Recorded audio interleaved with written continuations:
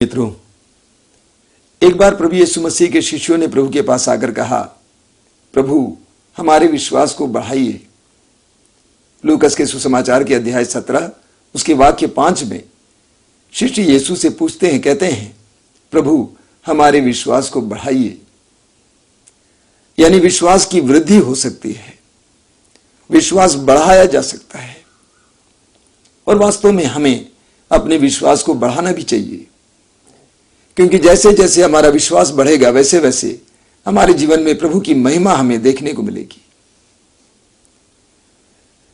गलातियों के पत्र के अध्याय 4 में संत पौलुस कहते हैं, यदि उत्तराधिकारी अवयस्क है तो सारी संपत्ति का मालिक होते हुए भी वो दास से कहीं भिन्न या बढ़कर नहीं है।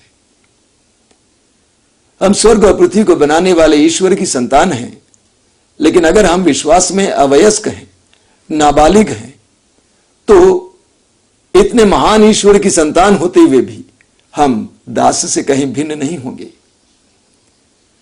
यानी अगर हमें ईश्वर की उस वैभव का अनुभव करना है, ईश्वर की उस महिमा का अनुभव करना है, ईश्वर के विशेष कार्यों और चमत्कारों का अनुभव करना है, तो हमारे विश्वास के बढ़ने की आवश्यकता है।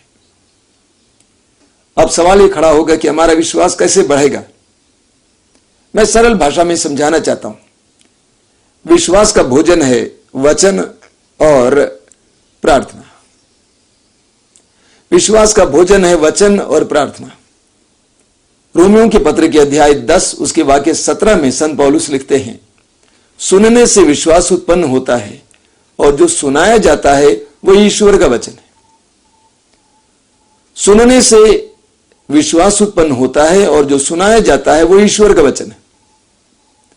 ईश्वर के वचन को सुनने से हमारे अंदर विश्वास उत्पन्न होता है, हमारे अंदर विश्वास का विकास होता है। हमें सुसमाचार में ही बहुत से उदाहरण देखने को मिलते हैं। हम लूकस के सुसमाचार के अध्याय 5 में देखते हैं कि प्रभु यीशु मसीह समुद्र के तट पर आए और उन्होंने देखा कि वहां पर कुछ मछुए अपने जाल को साफ कर रहे थे और उन मछुओं ने अपने नाव को तट पर चढ़ा रखा था। प्रभु ने पेतरुस से कहा कि अपने नाव को पानी में लगाओ, और प्रभु यीशु नाव में बैठ जाते हैं और काफी देर तक लोगों को ईश्वर का वचन सुनाते हैं, ईश्वर के राज्य के रहस्यों के बारे में बताते हैं। उसके बाद प्रभु पेतरुस से कहते हैं, अपनी नाव को गहरे पानी की ओर ले चलो और मछली पकड़ने के लिए जाल डालो। पेतरुस जवाब में कहता है, गुरुवर रात भर हमने परिश्रम किया, हमने एक भी मछली नहीं पकड़ी, लेकिन आपके कहने पर हम जरूर ऐसा करेंगे।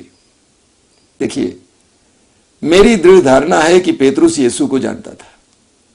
उस समय जनसंख्या कम थी, छोटा सा स्थान था, और शायद पेतरुस यीशु को जानता था और यह भी जानता था कि यीशु एक बढ़ई का बेटा है और पेशे से बढ़ई है। इसके बावजूद पेतरुस कहता है कि मैं आपके कहने पर करूंगा। क्यों? क्योंकि पेतरुस के अंदर विश्वास जग गया। पेतरुस ने प्रभु के वचनों को सुना और इसलिए पेतरुस के अंदर यीशु के प्रति विश्वास जगा, और पेतरुस के अंदर विश्वास जगा और यीशु के आदेश का पालन करने के लिए आज्ञा पालन का वरदान उसे मिला, जिसका नतीजा था पेतरुस ने इतनी सारी मछलियां पकड़ी कि जाल फटने को हो गई। तो प्रभु के वचन को सुनने से पेतरुस में विश्वास जगा, विश्वास जगने से उसके अंदर आज्ञा पालन का वरदान आया, आज्ञा पालन करने से उसे यीशु के ईश्वर के चमत्कार को देखने का मौका मिला। मेरा सबसे छोटा भाई ITI करने के बाद एक शहर में काम के लिए गया। काम करते समय उसकी दोस्ती कुछ ऐसे लड़कों से हुई जो फिल्म निर्माण में लगे हुए थे। कोई एडिटर था, कोई असिस्टेंट डायरेक्टर था, और उन्होंने इस लड़के को उकसाया यह कहकर कि तुम इस तरह काम करोगे, नौकरी करोगे, कितना कमाओगे, चलो हम सब मिलकर फिल्म बनाएं, हम अपनी ओर से अपनी कुशलता लगाएंगे, तुम धन लगाओ। और मेरे भाई ने ऐसा ही किया। उन लड़कों ने काम किया, लेकिन मेरे भाई ने पैसा लगाया। फिल्म बनने के बाद फिल्म पिट गई, सारा पैसा डूब गया। मेरे भाई ने सोचा कि अभी इस पैसे को भरने के लिए दूसरा कोई स्थान, दूसरा कोई काम नहीं होगा। और इसलिए उसने सोचा कि मैं इसी इंडस्ट्री में काम करता रहूंगा। कई साल तक वहां पे काम किया और वो जो कर्ज लिया था उसको चुका नहीं पाया। मैं बार बार उससे कहता था कि बेटे ये तेरे लिए ठीक नहीं है, तू दूसरा कोई काम कर, लेकिन वो मेरी बात को भी मानने को तैयार नहीं था। जब हताश हो गया था तो वो एक वचन साधना में भाग लेने गया और वहां जाने पर उसको वचन सुनने का मौका मिला। प्रभु के एक एक वचन को सुनने से उसके अंदर विश्वास जगा और विश्वास के द्वारा उसको प्रभु की आज्ञा का पालन करने के लिए वरदान मिला और उसने फिल्म इंडस्ट्री छोड़ दी, विदेश जाकर एक जगह पर काम करने लगा, अपनी जिंदगी बनाई। आज वो खुशी से जीवन जी रहा है। प्रभु के वचन को सुनने से प्रभु के आदेश का पालन करने का हमें कृपा मिलती है। हम मत्ती के सुसमाचार के अध्याय 8 में पढ़ते हैं, प्रभु यीशु मसीह पहाड़ से उतर रहे थे और उनके चारों ओर बहुत बड़ा जनसमूह था और एक कोढ़ी यीशु के पास आता है और घुटना टेक कर प्रभु से कहता है, आप चाहें तो मुझे शुद्ध कर सकते हैं, आप चाहें तो मुझे शुद्ध कर सकते हैं। प्रभु पहाड़ी पर से उतर रहे थे। सवाल यह है कि प्रभु पहाड़ी पर क्या कर रहे थे? प्रभु पहाड़ी पर क्या कर रहे थे? मत्ती के सुसमाचार के अध्याय 5 में हम पढ़ते हैं कि प्रभु यीशु ने एक बहुत बड़े जनसमूह को देखा और वचन सुनाने के लिए पहाड़ी पर चढ़े। अध्याय 5, 6, 7 तीनों अध्यायों में हम सुसमाचार सुनाते हुए यीशु को देखते हैं। प्रभु यीशु वचन सुना रहे थे और उस कोढ़ी ने दूर से यीशु के वचनों को सुना। उसने दूर से यीशु के वचनों को सुना। सुनने से उसके अंदर यीशु के प्रति विश्वास जगा और उसके दिल में यह विश्वास जगा कि यह चाहे तो मुझे शुद्ध कर सकता है। संसार का कोई भी वैद्य मुझे शुद्ध नहीं कर सकता है, लेकिन ये मुझे शुद्ध कर सकता है। अपने विश्वास को प्रकट करता है और प्रभु यीशु कहते हैं, मैं यही चाहता हूं, शुद्ध हो जाओ। और वो शुद्ध हो जाता है, चंगा हो जाता है। सुनने से विश्वास जगता है। जितने भी लोग प्रभु के वचन को बराबर सुनते हैं उनके अंदर प्रभु के प्रति विश्वास जगता है और प्रभु के आदेश का पालन करने के लिए वे तैयार हो जाते हैं। विश्वास की वृद्धि के लिए दूसरी आवश्यक बात है प्रार्थना।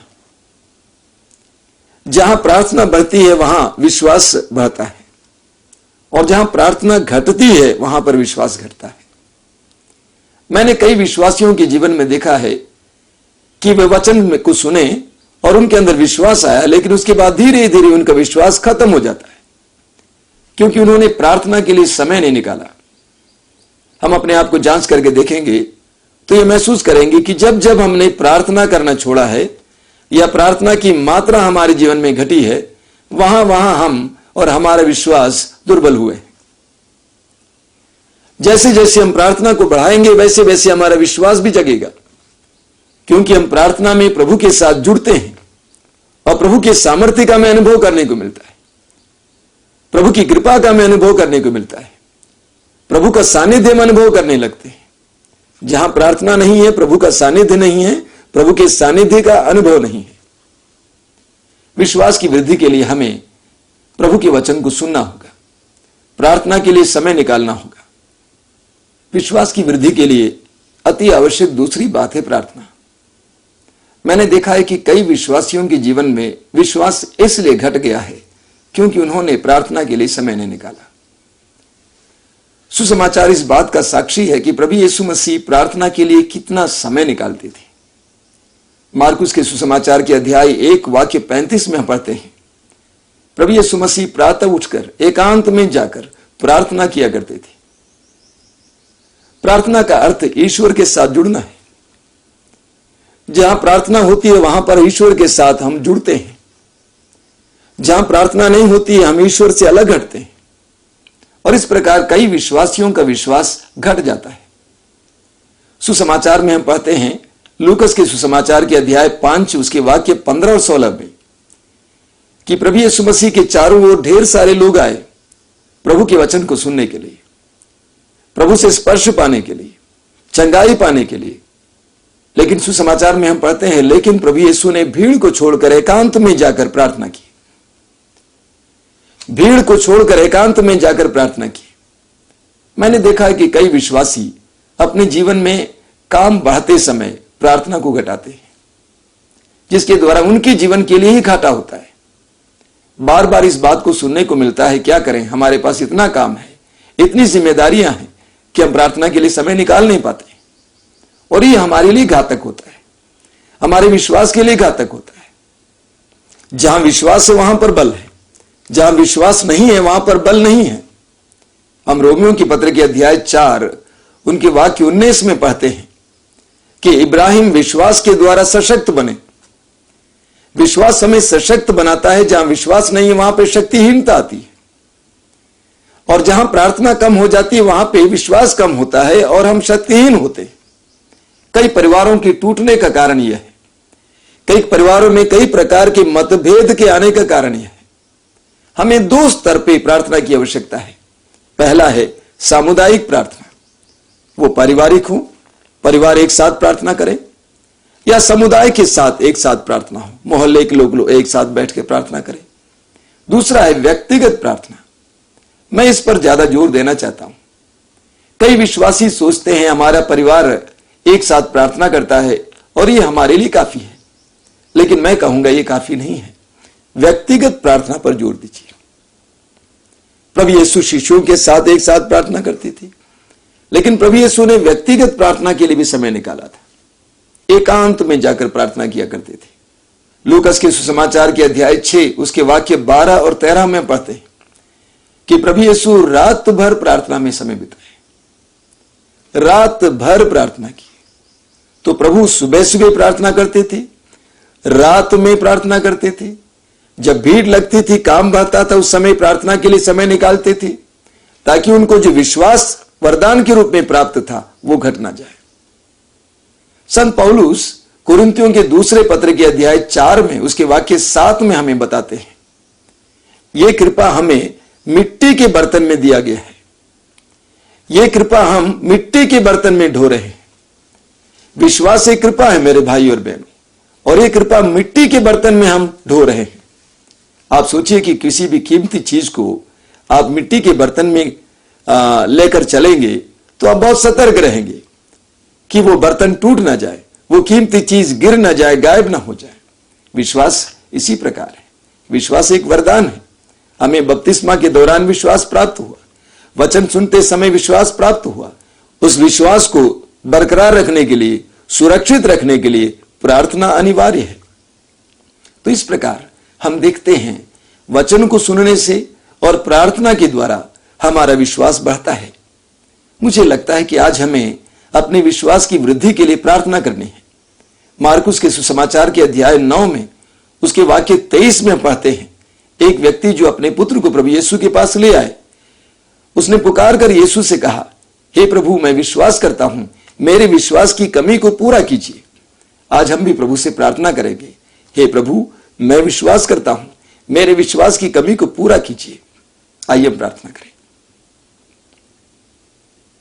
हे प्रभु यीशु, तूने शिष्यों से कहा,